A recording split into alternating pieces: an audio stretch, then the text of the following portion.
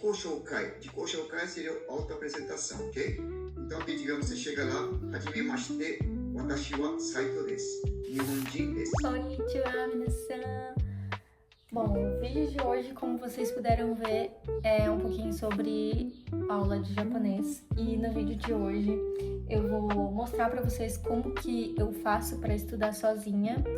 E eu tô nas primeiras aulas, então eu vou mostrar pra vocês o processo, como que eu estou começando, no caso, porque eu tô começando.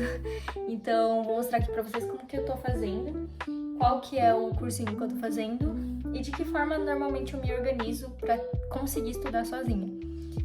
Eu espero assistir daqui a algum tempo esse vídeo e ver o quanto eu progredi e o quanto que eu tô sabendo me comunicar e falar em Nihongo. E é isso. Então bora pro vídeo. Bom, gente, então para começar, eu quero dizer para vocês que eu já tinha iniciado os estudos de japonês há uns anos atrás, lá para entre 2016 e 2018, quando eu achei um material que tinha de Nihongo lá na casa da minha avó. E nessa época eu também comecei a estudar sozinha. Às vezes eu perguntava uma coisa ou outra ali para as minhas tias que sabiam falar japonês. E comecei a estudar sozinha. E aí eu aprendi sozinha o hiragana, entendi um pouco, né, sobre a maneira que, vamos dizer, eles usam o hiragana. Então, tipo, o hiragana é para palavras já de origem japonesa, katakana para palavras estrangeiras. Então eu entendi um pouco disso, mas não sabia muita coisa. E aí eu desisti, sei lá o que aconteceu, parei de estudar e não fui pra frente. Aí esse ano eu decidi que ia voltar a estudar japonês, principalmente porque eu quero me conectar com essas origens, né? Tenho ascendência de japoneses e não sei falar japonês, então era uma coisa que eu gostaria de falar. E eu tenho certeza que se minha avó tivesse viva eu já saberia falar japonês. Mas enfim... Então, o principal motivo é esse: eu quero aprender um novo idioma, e esse idioma teria que ser o japonês. E em segundo motivo é porque eu queria que daqui 2 ou 3 anos eu conseguisse viajar para o Japão. Então, esses são os meus objetivos. Certo, agora que vocês já entenderam as minhas motivações, eu vou contar pra vocês como que eu estou começando a estudar. Eu tava um dia no Instagram e apareceu o anúncio do Omiya Sensei. E aí eu achei ele bonitinho, um senhorzinho falando japonês, e ele tava falando do curso dele e tal, e aí eu falei assim, interessante, fui ver quanto tava, se não me engano eu paguei 150 o curso dele. E o curso dele é bem simplesinho. Assim, ele fala de um jeito muito simplificado, sabe? Não pesquisei muito sobre outros cursos, mas porque eu achei interessante mesmo. E eu estou achando a didática dele bem legal, assim. No caso, como eu já tenho um pouco de conhecimento sobre o japonês, em relação à cultura, em relação a algumas palavras e o alfabeto, pra mim tá sendo muito mais fácil, porque ele fala e eu já consigo pescar assim de cara. Mas eu acredito que pra alguém que vai começar do zero, o jeito que ele fala é muito fácil, muito simples, porque ele é bem repetitivo em algumas coisas, então eu acho que isso ajuda bastante quem tá começando do zero e não entende nada. Como da outra vez eu já tinha começado a estudar hiragana, então o primeiro momento, até mesmo dentro do curso dele, é ver o hiragana. Então aqui tá um pouquinho das minhas anotações. Basicamente, em 3 dias eu consegui finalizar o módulo de hiragana. Como eu já falei, eu já tinha visto hiragana, pra mim foi muito mais simples de retomar esse assunto. Então, se você pedir pra eu escrever a letra A em hiragana, eu sei. I, U, E, O, eu vou saber escrever. Eu ainda tenho algum delay, às vezes, na hora de ler alguma coisa. Por conta que ainda assim tem uma hora que dá uma travadinha, tem algumas grafias que são parecidas e aí dá uma travada. Mas em relação ao hiragana eu preciso praticar, mas não preciso dizer assim, eu aprendi. E agora eu finalizei, como eu falei pra vocês, o hiragana. E aí eu tô entrando na parte de apresentações, que foi aqui o início desse vídeo quer dizer, que tá aqui nesse vídeo que eu mostrei pra vocês. Então eu tô aqui nessa parte de apresentações. E aí, autoapresentação no caso. Então ele vai explicar como que você vai se apresentar pra alguém, o que você vai responder quando alguém te perguntar alguma coisa. Então eu tô nessa parte. Outra coisa também que eu achei muito legal que o Omiya Sensei tá passando é o kotoba, que são palavras, e ele explica certinho, por exemplo, o que é o ji. É ji? Acho que é palavra, ji. Isso. O que é o ji, o que é o ten, o que é o hatsuon, maru. Então, tipo assim, ele explica certinho cada coisinha. Então, por exemplo, da primeira vez quando eu comecei a estudar sozinha, eu sabia que eu tinha que aprender o hiragana, o katakana e o kanji, mas eu não sabia exatamente que, por exemplo, a pronúncia se chama hatsuon. Eu não sabia que, por exemplo, aquele tracinho que tem em cima da letrinha significa ten. Eu não sabia que aquela bolinha que é tipo o ponto final significa maru. Então, o bom de fazer um curso, de ter uma aula com algum professor é isso, que você vai aprendendo essas pequenas coisinhas que às vezes passa despercebido quando você tá fazendo sozinha. Outra coisa que eu também queria falar pra vocês em relação a aprender o japonês, no caso, eu tô fazendo esse processo sozinha por enquanto, mas a partir do momento que eu ver a necessidade de ter um professor, eu gostaria de conseguir fazer aula com algum professor.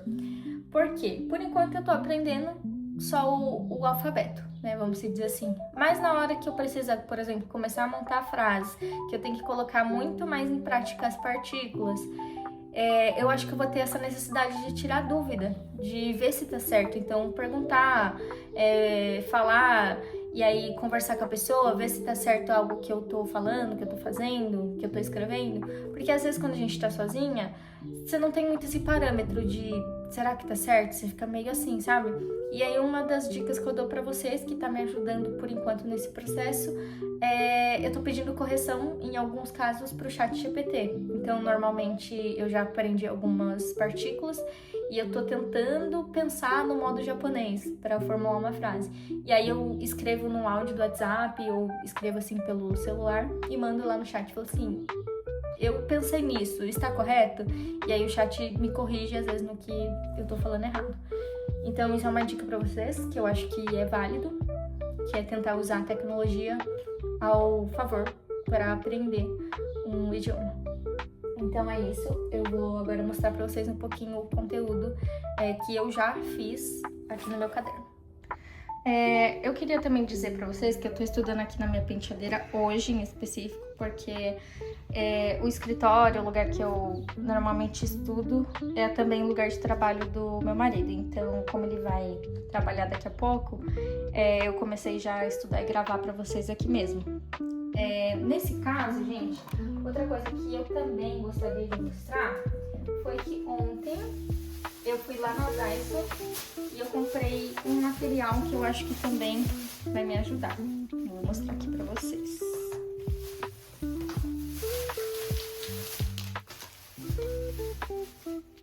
Aqui no meu caderno, então, eu comecei pelo módulo 1, né, do curso, que é ver um pouquinho sobre o hiragana.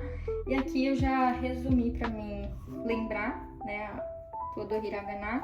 Então a gente começa pelo A, I, O, E, O, que são as vocais. E depois a gente já vai para as consoantes, né, as sílabas, que também vão seguir a mesma sequência aqui das letras, né? Então, por exemplo, Ka, Ki, Ku, Ke, Ko, e por aí vai. Aí aqui eu também coloquei o que significa o Ji, o Ten, Haneru, Maru, Kotoba e o Hatsuon. Então eu sempre vou assistindo a aula e já resumindo o que o professor explicou na aula.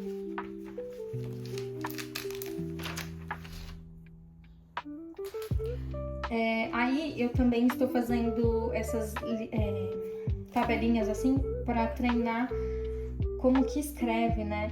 Então aqui eu não terminei, tá? E aí, pra ajudar nisso, eu achei esse caderninho aqui, lá na Daiso, que é um caderninho pra fazer a letrinha mesmo. que ela já é quadriculadinha, ó. Aqui no exemplo é para fazer umas continhas, mas dá para escrever também. Foi nesse sentido que eu quis comprar, né?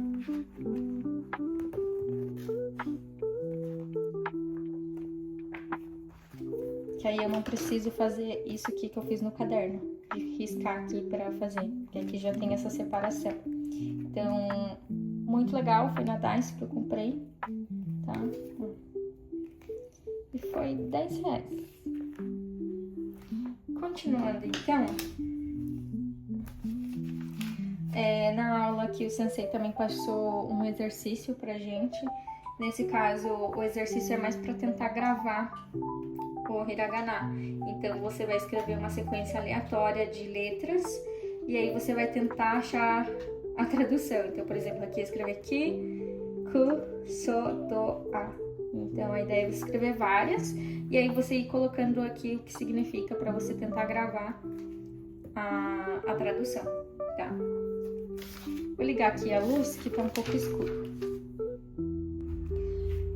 O kotoba nada mais é do que palavras, e aí o sensei já passou pra gente algumas palavras que são escritas apenas com os hiragana que a gente já aprendeu. Então aqui, por exemplo, tá escrito a, ka, o, a o quer dizer, dei errado, a o, ie, ka, sa, taiko, sushi, te, tokei, suika, ashita, atsui. Então, aqui é um exemplo para vocês que eu já consigo identificar os hiragana, né? Eu ainda travo às vezes em um ou outro. E também na pronúncia, o meu Hatsuon ainda não tá muito bom, preciso treinar mais. Aqui é a mesma coisa, tem mais palavrinhas e a continuação do hiragana aqui. Aí aqui na aula 4 do hiragana, a gente aprendeu o Hatsuon de algumas palavras que normalmente as pessoas falam um pouco errado, ou também entendeu um pouco de algumas partículas.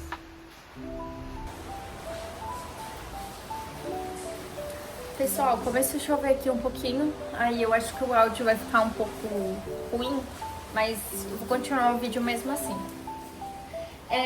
E aí então eu parei aqui na parte das partículas, e até agora do hiragana, essa tá sendo a parte, assim, vamos dizer, mais difícil pra mim.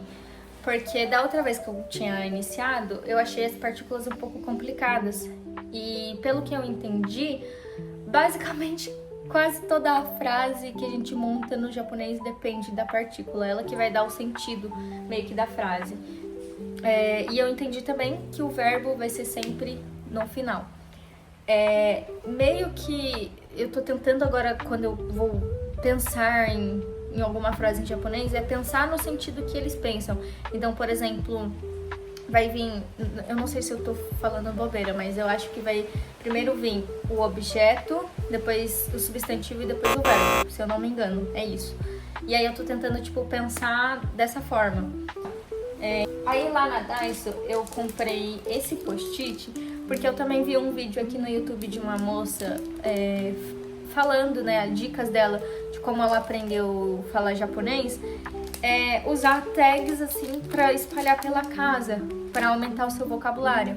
Então, por exemplo, eu vou colar aqui na minha garrafa e escrever o que significa garrafa em japonês, para toda vez que eu olhar para a garrafa, eu associar que o nome dela é isso, sabe? Então, aí eu comprei esse post-it para fazer isso, para me ajudar. E esses outros 2 caderninhos aqui que eu não mostrei ainda, são caderninhos infantis, que esse é de 3 anos e esse aqui é de 5 anos, que é pra ensinar, assim, esse daqui são números. Então, ensinar a criança como que fala, como que escreve o número. Então, vai ser bom porque é como se eu fosse analfabeta, não sei nada, né? E aí aqui ele ensina como é que faz o número, como que fala o número. Nem sei se eu falei certo. Enfim, aí tem várias atividades assim, ó, que é bem tipo infantil mesmo. E aí eu achei bom, principalmente porque é como se eu não soubesse nada de fato.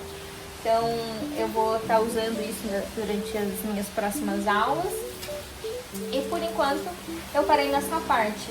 Já comecei a ver as partículas e assim que eu terminar essa aula de apresentação, eu vou entrar pro módulo do katakana. E é isso o vídeo de hoje. Respostas, tá? Então, 答え、同じよ。私は30歳です。Eu tenho 30 anos, né? Pergunta onde mora? Então, 日本の東京に住んでいます。Então, eu moro em Tóquio, no Japão, ok? Mais um adendo especial aqui, tá? Quando os senhores falam, a gente fala Tóquio, né? Na verdade é Tóquio, de Tóquio, tá?